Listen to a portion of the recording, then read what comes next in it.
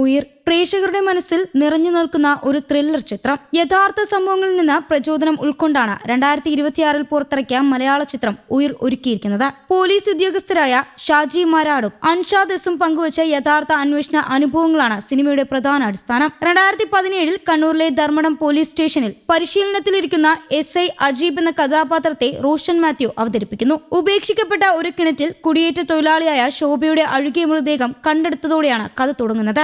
ആദ്യം ആത്മഹത്യ എന്ന് കരുതിയ കേസ് പിന്നീട് കൂടുതൽ ദുരൂഹമാകുന്നു. അന്വേഷണം മുന്നോട്ടു പോകുമ്പോൾ കാണാതായ നിരവധി ആളുകളുമായി ബന്ധപ്പെട്ട ഞെട്ടിക്കുന്ന വിവരങ്ങളും കുട്ടിക്കടത്ത് സംഘത്തിന്റെ പ്രവർത്തനങ്ങളും പുറത്തുവരുന്നു. ഈ കഥാപാത്രത്തിന്റെ വികാരങ്ങളും മാനസിക സംഘർഷങ്ങളും രൂപപ്പെടുത്താൻ ഷാജി മാരാടിന്റെ യഥാർത്ഥ കേസ് ഫയലുകൾ ഉപയോഗിച്ചു. കുറ്റാന്വേഷണം മാത്രമല്ല, ഒരു പോലീസ് ഉദ്യോഗസ്ഥൻ തന്റെ വ്യക്തിപരമായ വികാരങ്ങളും മാനസിക സമ്മർദ്ദങ്ങളും കൈകാര്യം ചെയ്തുകൊണ്ട് എങ്ങനെ ജോലി ചെയ്യുന്നു എന്നതും ചിത്രം യാഥാർത്ഥ്യത്തോടെ അവതരിപ്പിക്കുന്നു. പോലീസ് അന്വേഷണത്തിന്റെ മനുഷ്യമുഖം കാണിച്ചു തരുന്ന ശ്രദ്ധേയമായ സിനിമയാണ് ഉയിർ. ഒരു യഥാർത്ഥ സംഭവത്തെ അടിസ്ഥാനമാക്കിയുള്ള ഒരു സിനിമയാണ്.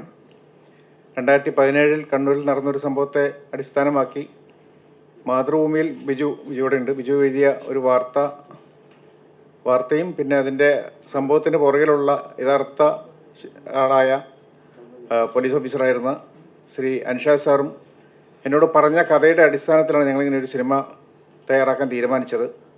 ഒരു സിനിമ തയ്യാറാക്കുക എന്ന് പറയുമ്പോൾ അതിൻ്റെ പുറകിൽ ഒരുപാട് പ്രയത്നങ്ങളുണ്ട്. ഒരു സംഭവകഥ സിനിമയാക്കുമ്പോൾ പ്രത്യേകിച്ച് നമുക്ക് ഒരുപാട് വെല്ലുവിളികൾ നമ്മുടെ മുന്നിലുണ്ടാവും. ഏറ്റവും വലിയൊരു കാര്യം എന്ന് പറയുന്നത് നമുക്ക് അതിന് പറ്റുന്ന ഒരു ആക്ടറെ കണ്ടെത്തുക, അതിന് പറ്റുന്ന ഒരു പ്രൊഡക്ഷൻ ഉണ്ടാക്കുക എന്നുള്ളതാണ്. അതിന് എൻ്റെ കൂടെ ഉറച്ചു നിന്ന ഒരു പ്രൊഡ്യൂസർ ഈ സിനിമയ്ക്ക് ഉണ്ടായിരുന്നു. അതുപോലെ അതിൻ്റെ തിരക്കഥാകൃത്തായ നിഖിലാണ് പ്രൊഡ്യൂസറെ എനിക്ക് പരിചയപ്പെടുത്തുന്നത്. അങ്ങനെ ഒരു സിനിമ എന്ന രീതിയിൽ അത് എത്തിക്കുന്നതിന് ഒരുപാട് വെല്ലുവിളികൾ ഞങ്ങൾക്ക് നേരിടേണ്ടി വന്നിട്ടുണ്ട്. അത് ഏതാണ്ട് നല്ല രീതിയിൽ തന്നെ പൂർത്തീകരിച്ച് തിയേറ്ററിൽ എത്തിക്കാൻ സാധിച്ചു. ഒരുപാട് നല്ല പ്രതികരണങ്ങൾ ഞങ്ങൾക്ക് ലഭിക്കുന്നുണ്ട്. തീർച്ചയായും ഞാനൊരു പോലീസ് ഓഫീസറാണ്. സ്വാഭാവികമായിട്ടും ഒരുപാട് പേര് എനിക്ക് തോന്നുന്നു ഇതുപോലെ ചെയ്യാറുണ്ട്. പലപ്പോഴും അത് എനിക്ക് തോന്നുന്നു ശ്രദ്ധിക്കപ്പെടാതെ പോയതായിരിക്കാം എന്നാണ് എനിക്ക് തോന്നുന്നത്. കാരണം പിന്നെ ഒരു അന്നത്തെ ഞാൻ പ്രൊബേഷനായിരുന്നു അന്ന്. സ്വാഭാവികമായിട്ടും എനിക്ക് എൻ്റെ മേലുദ്യോഗസ്ഥരുടെ നല്ല സപ്പോർട്ടുണ്ട്. ഒരു പ്രൊബേഷൻ ചെയ്യാകുമ്പോൾ നമുക്ക് അന്ന് കുറേ കൂടെ ഉത്തരവാദിത്തങ്ങളില്ല. കാരണം എൻ്റെ മേലുള്ളവർക്കായിരിക്കും കൂടുതൽ അന്വേഷണം നടത്താനുള്ള നമുക്ക് സമയവും സാഹചര്യവും. ഇപ്പോൾ ഒരു തെറ്റൊക്കെ വന്നാലും തന്നെ അത്യാവശ്യം ക്ഷമിക്കുകയും ചെയ്യാം.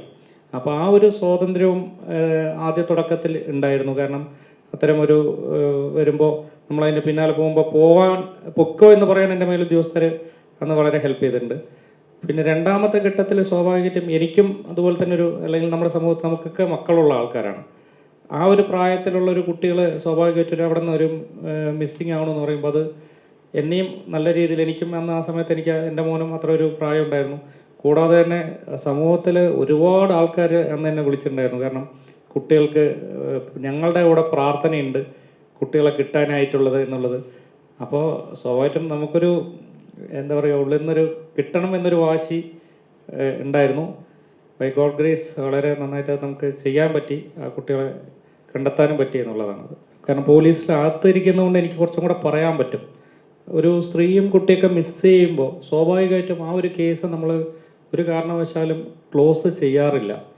ഒന്നല്ലെങ്കിൽ അടുത്തൊരു വരുന്ന ഒരു ഉദ്യോഗസ്ഥൻ അതിൻ്റെ ഫയൽ വിളിപ്പിക്കുകയും കൃത്യമായിട്ട് അതിൻ്റെ ഫോളോ അപ്പ് നടത്താറും ഉണ്ട്. എത്രയോ വർഷങ്ങൾക്ക് ശേഷം നമുക്ക് ചില കേസുകൾ കിട്ടിയിട്ടുണ്ട്, ചിലത് കിട്ടാറില്ല. പക്ഷേ എനിക്ക് പറയാനുള്ളത് നല്ല രീതിയിൽ അത് ഡിപ്പാർട്ട്മെൻറ്റ് ചെയ്യുന്നുണ്ട്. സത്യം അത് ഞാൻ ഉള്ളിലുള്ളത് കൊണ്ട് പറയുകയാണ്. അൻഷാദ് സാറ് സഞ്ചരിച്ച വഴിയിലൂടെയാണ് നമ്മൾ തിരക്കഥ പ്രിപ്പയർ ചെയ്തത്. ഇതിൻ്റെ യാഥാർത്ഥ്യം ഈ കഥയുടെ ഭാഗമുള്ള യഥാർത്ഥ മനുഷ്യരൊന്നും നമ്മൾ പേഴ്സണലി നമുക്കൊന്നും അറിയില്ല. ഇവരുടെ ക്യാരക്ടർ എന്താണെന്ന് അറിയില്ല. പിന്നെ ഓൺ ഗോയിങ് ട്രയൽ ആയതുകൊണ്ട് അതിൻ്റെ ലിമിറ്റേഷൻസ് ഒരുപാടുണ്ടായിരുന്നു. കാരണം കേസിന് അത് ബാധിക്കാൻ പാടില്ല. പിന്നെ ഇതുപോലൊരു റിയൽ ലൈഫ് ഇൻസിഡൻറ്റ് തിരക്കഥയാക്കുമ്പോൾ ആ റിയൽ ലൈഫിൽ ഉണ്ടാകുന്ന ഒരു ഇമോഷണൽ ബാഗേജ് ഉണ്ട്. അത് കാണുന്ന ഓഡിയൻസിലേക്ക് എത്തിക്കുക എന്ന് പറയുന്നത് ഒരു നിസ്സാരമായിട്ടുള്ള ടാസ്ക് ആയിരുന്നില്ല. അത് ഷൂട്ട് ചെയ്യുമ്പോഴും അത് എഴുതുമ്പോഴൊക്കെ നമ്മൾ ഇദ്ദേഹം കടന്നുപോയ അല്ലെങ്കിൽ കണ്ട വേദനകളെല്ലാം നമ്മുടെ ഓഡിയൻസിനും കൂടെ എത്തുമെന്നുള്ള എപ്പോഴും ഒരു ടെൻഷനായിരുന്നു. പിന്നെ കുറേ ക്യാരക്ടേഴ്സൊക്കെ നമ്മുടെ സിനിമാറ്റിക് റിക്വയർമെൻറ്റിന് വേണ്ടിയിട്ട് എൻ്റർടൈൻമെൻറ്റ് എന്ന് പറയുന്ന ഒരു റിക്വയർമെൻറ്റിന് വേണ്ടിയിട്ട് നമ്മൾ ഫിക്ഷൻസായിട്ട് ക്രിയേറ്റ് ചെയ്തിട്ടുണ്ട്. ഒരുപാട് സ്ഥലപ്പേരുകൾ ഉണ്ടാക്കിയെടുത്തിട്ടുണ്ട്. കഥാപാത്രങ്ങളുടെ പേര്, അവരുടെ സ്വഭാവം, ഇതൊക്കെ നമ്മൾ ഉണ്ടാക്കിയെടുത്ത് തന്നെയാണ് ഒരു സിനിമാറ്റിക് ടച്ച് കിട്ടാൻ വേണ്ടിയിട്ട്.